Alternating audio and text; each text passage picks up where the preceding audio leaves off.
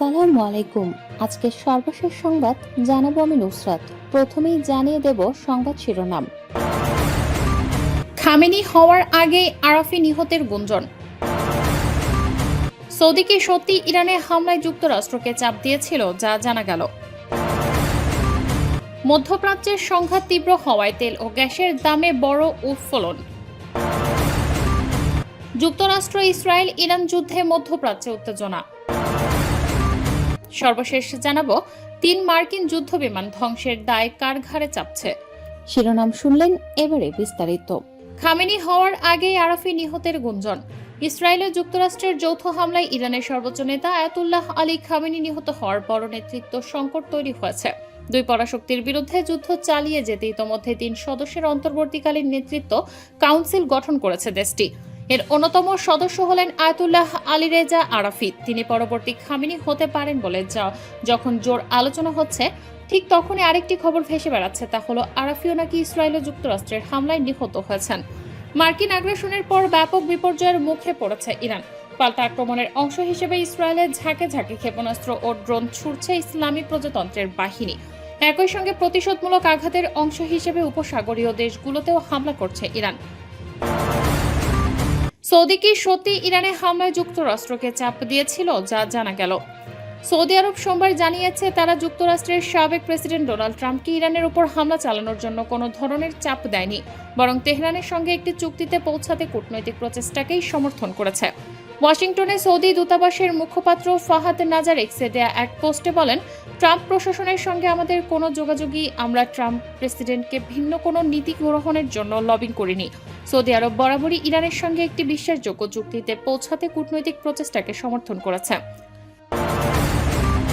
মধ্যপ্রাচ্যের সংঘাত তীব্র হওয়ায় তেল ও গ্যাসের দামে বড় উৎফুল্লন।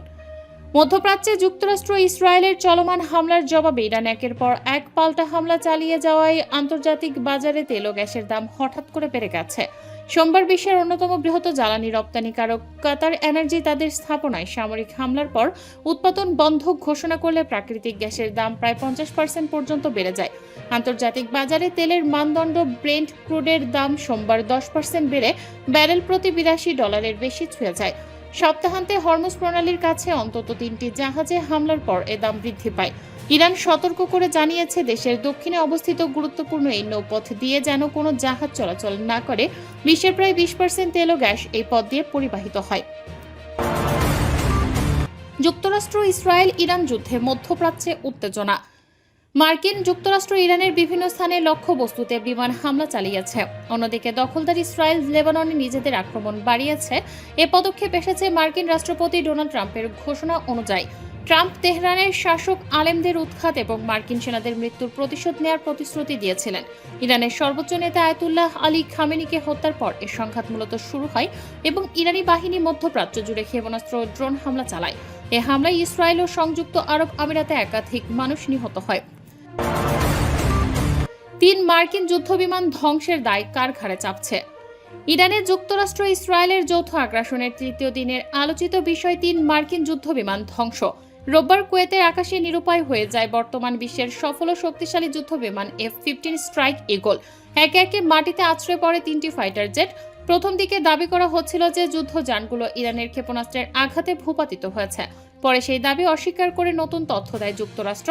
আল জাজিরা জানায়, আজ সোমবার ইউনাইটেড স্টেটস সেন্ট্রাল কমান্ডো জানিয়েছে রোববার কুয়েতের আকাশ প্রতিরক্ষা ব্যবস্থার মাধ্যমে ভুলবশত যুক্তরাষ্ট্রের 3টি F-15 স্ট্রাইক ঈগল যুদ্ধবিমান ভূপাতিত হয়েছে। এক বিবৃতিতে বলা হয়েছে, বিমানের 6 জন ক্রু সদস্যই নিরাপদে বেরিয়ে আসতে সক্ষম হয়েছেন। তাদের উদ্ধার করা হয়েছে এবং তারা বর্তমানে স্থিতিশীল অবস্থায় আছেন। কুয়েত এই ঘটনার কথা স্বীকার করেছে। আমরা কুয়েতি প্রতিরক্ষা বাহিনীর প্রচেষ্টা এবং চলমান অভিযানে তাদের সমর্থনের জন্য কৃতজ্ঞ।